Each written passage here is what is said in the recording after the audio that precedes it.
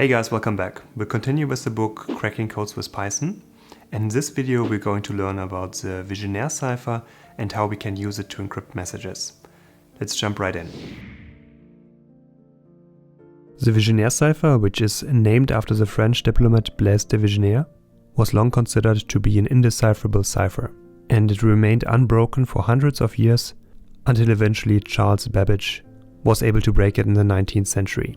The Vigenère Cipher has too many possible keys to be brute forced, even if we use an English dictionary module as we've done in the previous episodes, and it's one of the strongest ciphers that we have discussed so far. The Vigenère Cipher combines aspects of the Cipher cipher we saw before, but rather than using a single key to encrypt a message, the Vigenère Cipher uses multiple keys. So in that sense it's more comparable to, for example, the substitution cipher. Let's have a quick look at an example.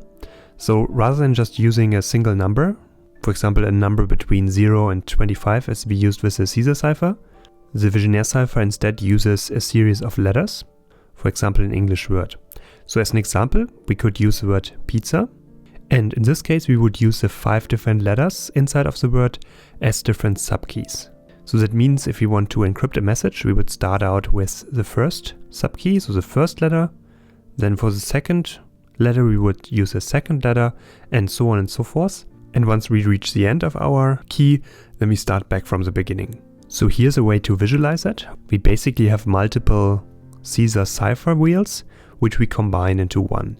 So here we have our word pizza, which we're using as a key, and we are basically using the cipher wheel to see by how far the respective letter would be offset from the start of our cipher wheel. So for the letter P, that would be an index of 15, for I an index of 8, and for Z an index of 25.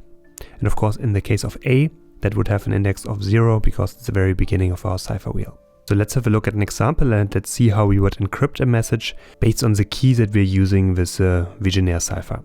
So we defined our key to be the word pizza, and now if we want to encrypt a message in plain text, for example, common sense is not so common, we can use our key and we simply map each of the individual letters to the letters of our key. And of course, once we are here at the 6th position, we would simply start from the beginning of the word pizza again and basically repeat our key for as many times as necessary until we reach the end of our message that we want to encrypt. Now, taking this approach, we can then identify the ciphertext. So here we are starting with the letter C for common, and we are applying our subkey P in our Vigenère Cipher. So just as with the Cipher cipher, we are now shifting the index of C, which has an index of 2, by 15 positions, so we end up with an index of 17. So this is going to correspond to the letter R in our ciphertext. Next up, we are going to use a different key, not 15 again, or P, but instead we are going to use the second letter inside of our Vigenère key, so I, and that is offset by 8 positions compared to the beginning of the cipher wheel.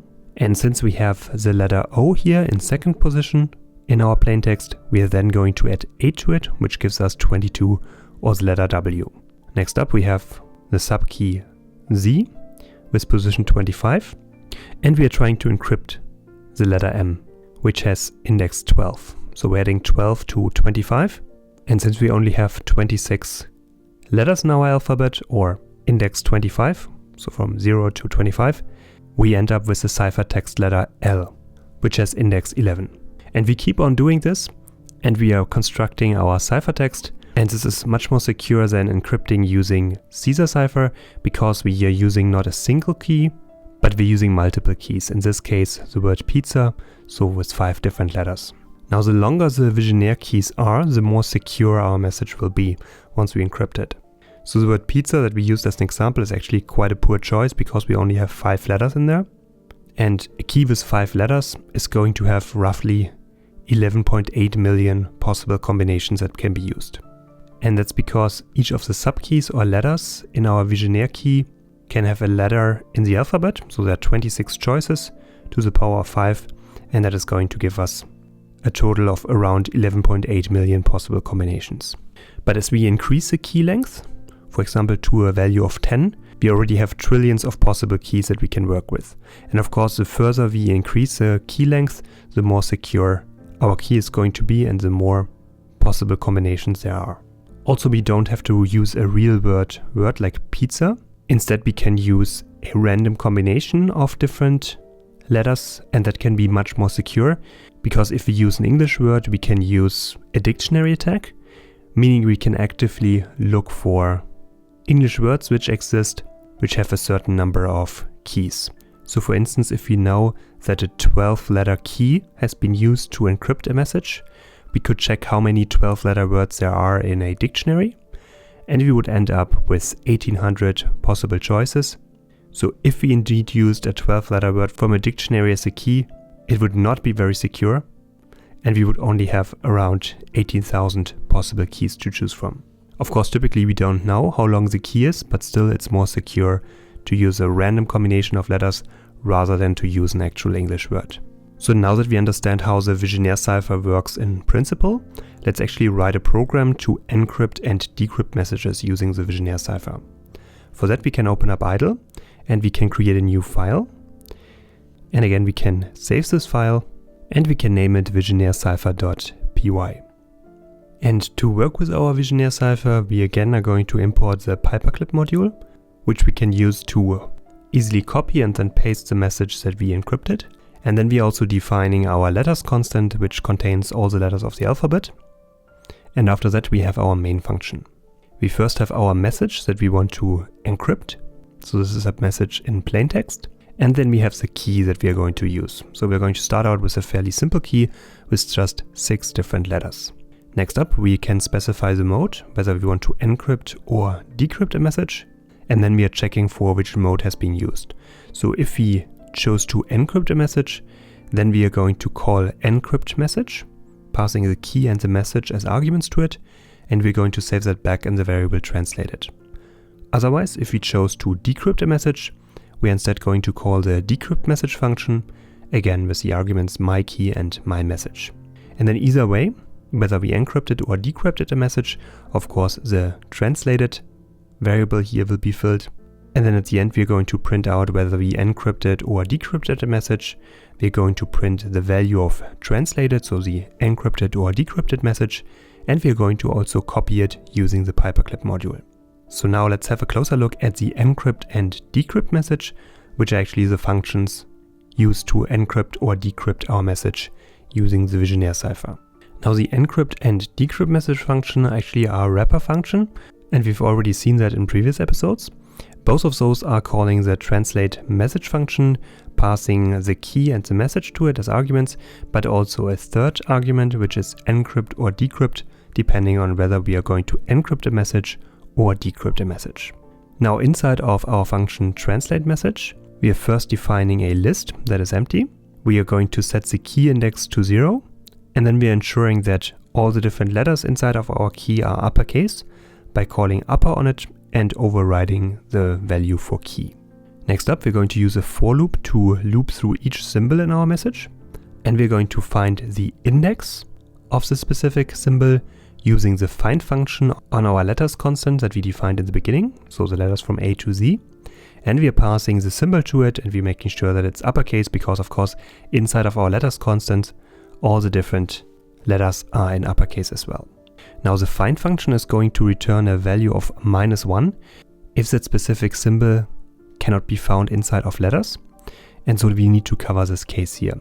So if num is not equal to -1, so that means if we could find an index, then we're going to check if the mode is set to encrypt, or we're checking if it's set to decrypt.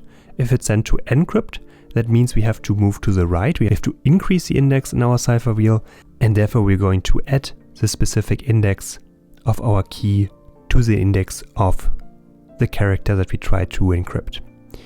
On the other hand, if we are decrypting a message instead, then we would subtract the index because we're moving to the left on the cipher wheel. Of course, we also need to make sure that we stay within the bounds of our letters from A to Z, so we only have 26 different characters. Therefore, we're using the modulo operator to wrap around the length of the letters, which of course are 26 characters. And using this modulo operation, we make sure that if we have a number higher than 26, we're basically starting from the beginning of our letters again. We're then going to add the encrypted or decrypted symbol to the end of our translated string. And in order to make sure that our message has a proper case, we are checking if the symbol is uppercase. If that's the case, then we are simply going to append the respective letter at that index position. If instead that symbol is lowercase, then we are in addition to that going to call lower on that, so to make sure that we don't add an uppercase character, but a lowercase character. Now after that, we are going to move to the next key index. So in the case of the word pizza, we would start out with the letter P and then move over to I, for instance. And we're also checking if we reached the end of our key. So by using the len function here, passing the key to it, we identify how many characters we have. And if our key index went all the way up to the length of the key, then we are setting the key index to 0. And by setting the key index back to 0, we basically start at the beginning again. So as we loop through a very large message, which has more letters than our key has different letters, then of course we would start reusing the same letters of our key. So in the case of pizza, for instance, once we have reached A at the end, we would start at the beginning again using the subkey P, so starting at the beginning of the word pizza again. And we keep going until we reach the end of the message, which means we loop through each individual symbol inside of our message. Now if we encounter any symbol that is not a letter, meaning our find method here is going to return -1, then we execute the else statement here, and we are simply going to append that symbol to the end of our translated string without making any modifications to it. So we're only going to encrypt the letters, not any other characters. And at the end, once we finished looping through all the different letters, we're going to join our list together, and we're going to return it from the function. And of course, at the very end, we have our regular if statement to execute the main function. So now that we understand our program, let's actually run our program to encrypt this message over here. So for that, we can select run module. And here we can see the encrypted message that we get back. And the message is of course also copied to the clipboard, so we could paste it into an email, for example, or into any file or Word program, for example, to be used in that context. And let's have a look at the practice questions. And the first question is, which cipher is the Vigenère cipher similar to, except that the Vigenère cipher uses multiple keys instead of just one key? And we know that the Vigenère cipher is similar to the Cipher cipher we learned about before. The difference is that the Vigenère cipher uses more than one key, but if we were to use the Vigenère cipher with just a single letter as a key, it would basically be the same as the Cipher cipher. How many possible keys are there for a Vigenère key with a key length of 10? Are those hundreds, thousands, millions, or more than a trillion? So we know that the longer the key is that we use with the Vigenère cipher, the more secure our encrypted message is going to be. And if we use a key length of 10, we are going to have more than a trillion possible keys that can be used. In fact, it will be more than 141 trillion different options. And finally, what kind of cipher is the Vigenère cipher? So the Vigenère cipher is known as a polyalphabetic shift cipher because it is a shift cipher like the Cipher cipher, where we use the cipher wheel to basically shift the position or the index of the different letters that we want to encrypt. But it also uses multiple sets of substitutions. So therefore it's polyalphabetic. The Vigenère cipher was considered unbreakable for hundreds of years. But we can actually break it using frequency analysis techniques. We're going to learn about that in the next video. If you want to stay up to date, feel free to subscribe to the channel and see you guys in the next video.